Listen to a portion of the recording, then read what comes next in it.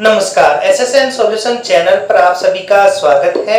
हम जो classical mechanics की सीरीज लेकर के चल रहे हैं उसमें एक लेक्चर हमारा कंप्लीट हो गया था जो कि जून 2011 में आए हुए कंप्लीट क्वेश्चंस का था। आज हम दिसंबर 2011 में आए हुए कंप्लीट क्वेश्चंस के सॉल्यूशंस करेंगे। स्टार्ट हम पार्ट बी के क्वेश्चन नंबर 41 से कर रहे हैं। क्वेश्चन 41 है Which of the following is correct? Okay, ये 4 ऑप्शंस है हमारे पास। इन 4 ऑप्शंस में से हमें वो ऑप्शंस चूज करना है जो करेक्ट है।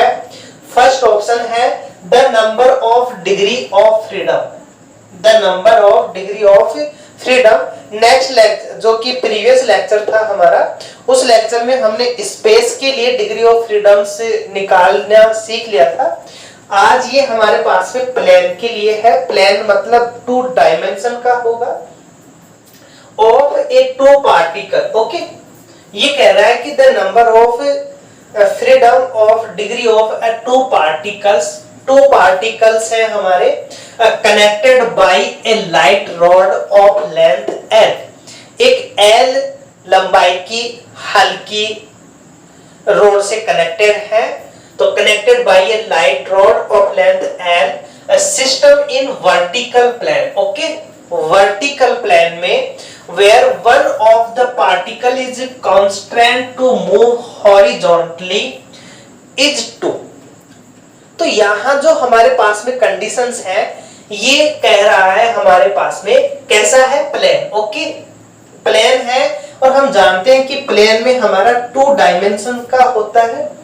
प्लेन हमारा 2 डायमेंशन का होता है। मोस्टली हम इसके एक्स वाई एक्सेस ले लेते हैं और यहाँ ये कंडीशंस कह रहा है कि हमारे पास में 2 पार्टिकल्स है।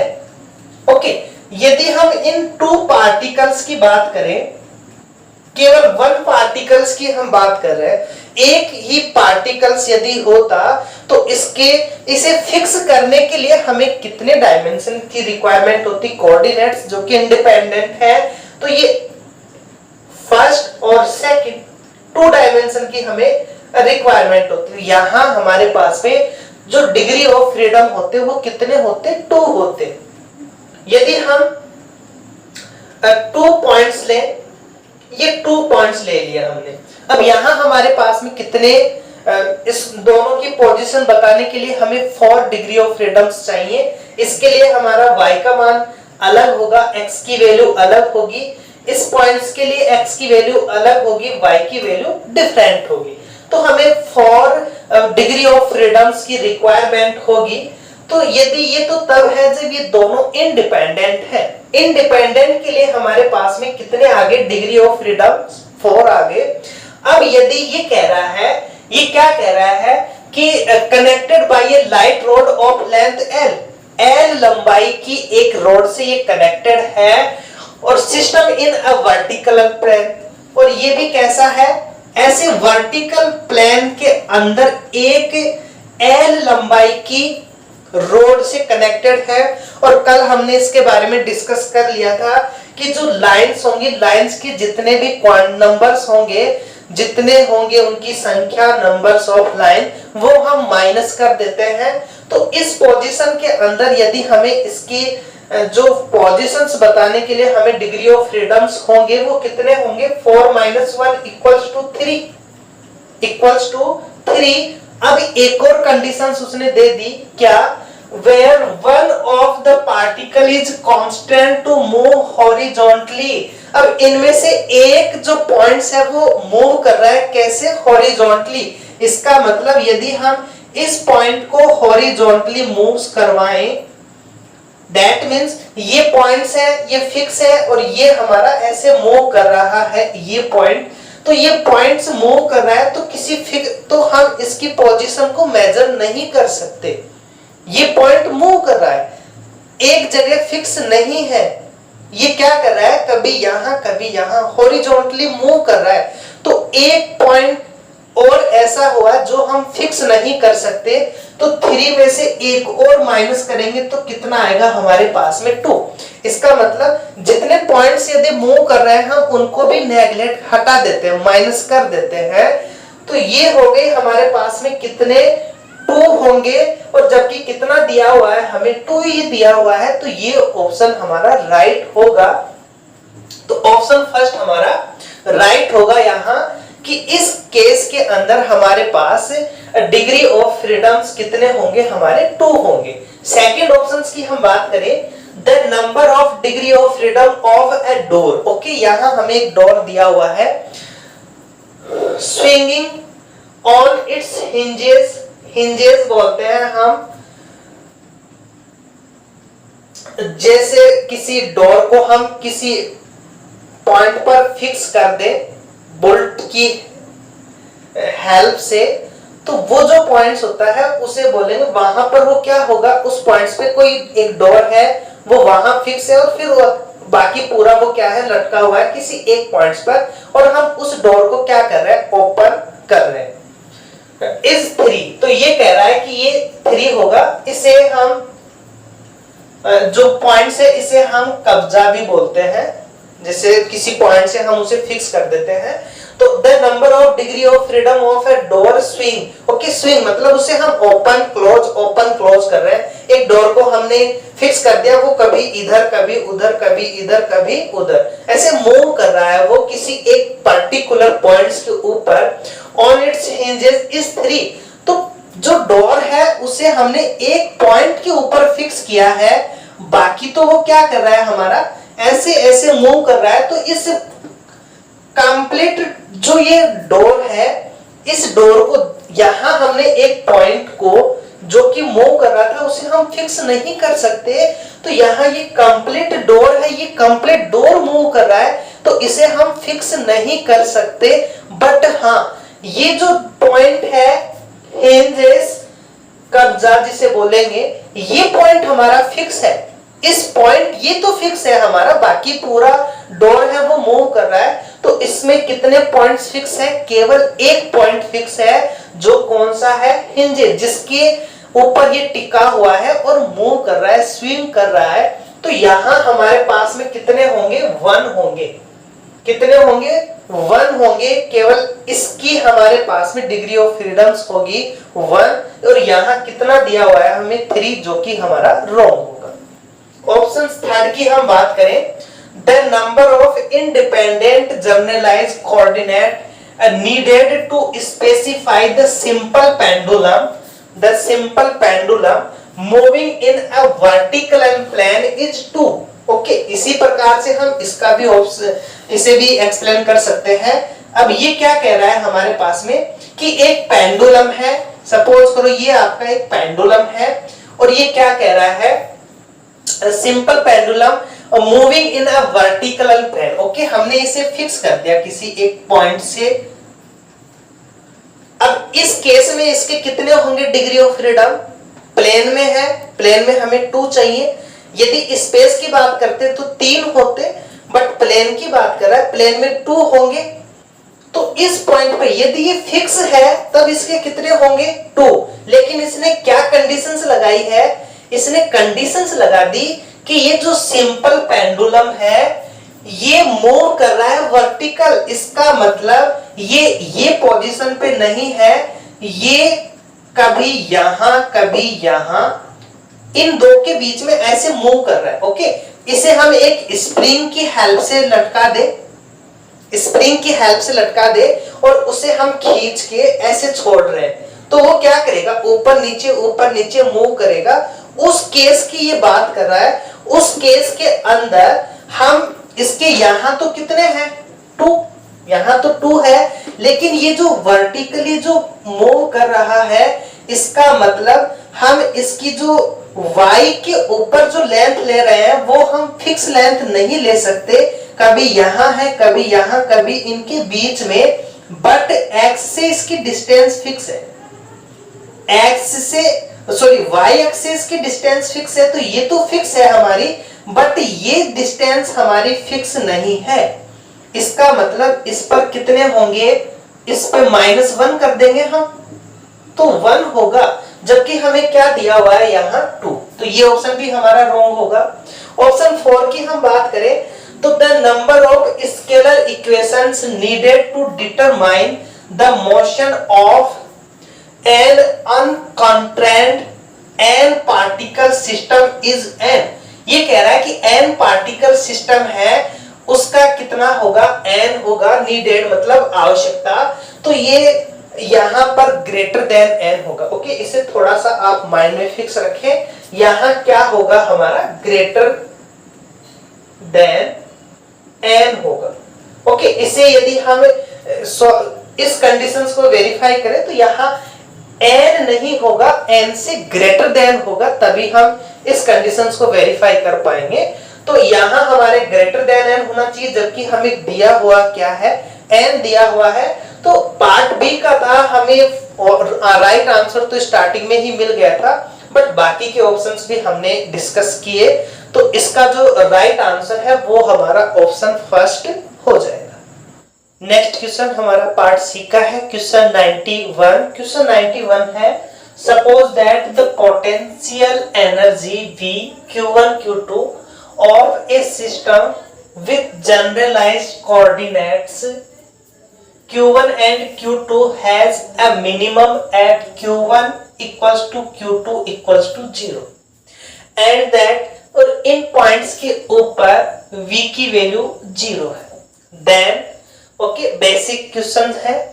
तो यहाँ ऑप्शन फर्स्ट है हमारा, the approximate V near 0 0 is a homogeneous quadratic form in Q1 and Q2। Okay, 0 0 पे वैल्यू हमारे पास में 0 है, दैट मींस होमोजेनियस इक्वेशन होगी, और क्वाड्रेटिक है Q1 एंड Q2 के अंदर। assuming that the terms in powers 3 or higher in the small quantities Q1 and Q2 are negligible। Okay, तो ये ऑप्शन हमारा राइट होगा, इनके लिए ये कंडीशंस सेटिस्फाई होती है। Option second, if 0 0 is also a minimum point of approximate V, और ये हमें दिया हुआ है कि 0 0 हमारा पॉइंट क्या है, हमारा मिनिमम है, then the quadratic form in the option first. Option first में जो क्वाड्रेटिक फॉर्म है Q1 एंड Q2 में, given above is positive definite. Okay, right होगा हमारे पास में पॉजिटिव डी फाइनाइट, क्योंकि इसकी जो मिनिमम वैल्यू है वो क्या है हमारे पास में 0, बाकी की जो वैल्यू होंगी वो 0 से ग्रेटर देन होंगी। मिनिमम वैल्यू हमें 0 दी हुई है, दैट मींस अदर्स जो भी वैल्यूज होंगी वो 0 से ग्रेटर देन होंगी। तो यहाँ हमारे पास में मिनिमम है और बाकी की जो वैल्यू होंगी वो कैसी होंगी, हमारे पास में पॉजिटिव होंगी, तो राइट आंसर होगा। ऑप्शन थर्ड कह रहा है, the requirement in the option second, option second की बात कर रहे हैं, given above implies that the approximate V takes positive values except when 0 0।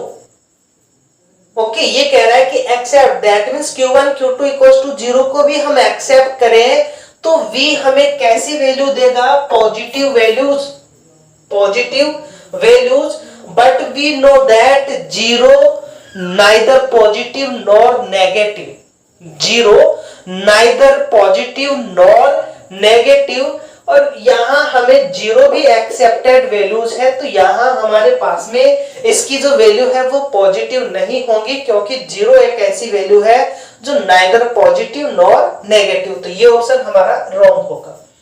The requirement in the option second, ये ऑप्शन सेकंड की ही बात कर रहा है, given about that 0 0 is a minimum point of approximate, 0 0 is a minimum point of approximate हमें दिया हुआ है। V implies that Q1 Q2 equals to 0 yield a strictly minimum of the except V, और ये हमें ऑप्शंस में दिया हुआ है कि V हमारा 0 0 के ऊपर क्या वैल्यू लेता है, मिनिमम वैल्यू लेता है, तो ये एक्सेप्ट करेगा यहाँ पे, तो ऑप्शन 4 भी हमारा राइट होगा। ओके, तो इस जो हमें कंडीशन दी हुई है इसी के इर्द गिर्द हमें ऑप्शंस बनाए गए हैं, तो यहाँ जो ऑप्शन थर्ड है वो हमारा रॉन्ग होगा, बाकी सभी ऑप्शन हमारे राइट हो जाएंगे। एंड आज के लेक्चर का लास्ट क्वेश्चन पार्ट सी का क्वेश्चन 92 है, consider the Euler's equation of motion for the free motion of a body relative to its centre of mass O and principal axis दी हुई है हमें OX1, OX2, OX3। If the body is in motion with OX3 as the axis of symmetry दिया हुआ है हमें, with omega bar equals to omega 1, omega 2, omega 3 and L bar equals to L1, L2, L3 as the angular velocity vector and the okay यहां हमें दिया हुआ है ये जो ओमेगा है ये तो है एंगुलर वेलोसिटी वेक्टर और L1, L2, L2 है हमारे angular momentum vector respectively. Then हमें ऑप्शंस पूछे गए हैं first, second, third and fourth, इनमें से कौन से राइट होंगे वो हमें बताने हैं। ओके तो इनमें जो रिलेशन है वो रिलेशन हमने लास्ट लेक्चर में देख लिया था, उसे हम वापस से रिवाइज कर लेते हैं। जो हमारे पास में कंडीशंस हैं तो वहां हमने L1, L2, L3 लिए थे मोमेंटम के लिए। यहां हमारे पास में capital L1, capital L2, capital L3 दे रहे हैं, तो हम स्मॉल L1 के लिए ले लेंगे वहां। तो L1 ओमेगा 1 डॉट, इसमें क्या रिलेशन होता है हमारा यूलर इक्वेशंस के लिए, ये होगा हमारे पास में L2 minus L3 omega 2 omega 3। L2 omega 2 dot equals to ये बनेगा हमारा L2 के बाद में L3 माइनस L1। ओके यदि वो लेक्चर नहीं देखा तो वो लेक्चर जरूर देखें, उससे आपका इजी हो जाएगा। ये रिमेंबर रखना omega 3 omega 1 L3 omega 3 dot equals to L1 minus L2 omega 1 omega 2, ये हमारे पास में वैल्यू आ गई। ओके अब यहां ये जो L1, L2, L3 है इनकी वैल्यूज क्या होती है, इनकी वैल्यूज होगी, इनके लिए रूल होंगे, ये यहां से नहीं आ रहा है, इनका रूल होगा, बस आप इनमें से इसको माइनस कर दो, जो वैल्यू होगी वो L1 के इक्वल होगी। तो ये बनेगा L1 omega 1 dot minus L2 minus L3 omega. एक काम करते हैं इसमें हम ये सिमेट्रिक कंडीशंस पे अप्लाई कर देते हैं, उसके बाद हम वैल्यू निकाल लेंगे। सिमेट्रिक कंडीशंस का मींस कल हमने देख लिया था, इसका मतलब ये OX3 के सिमेट्री है, इसका मतलब हमारा L1 L2 के इक्वल होगा।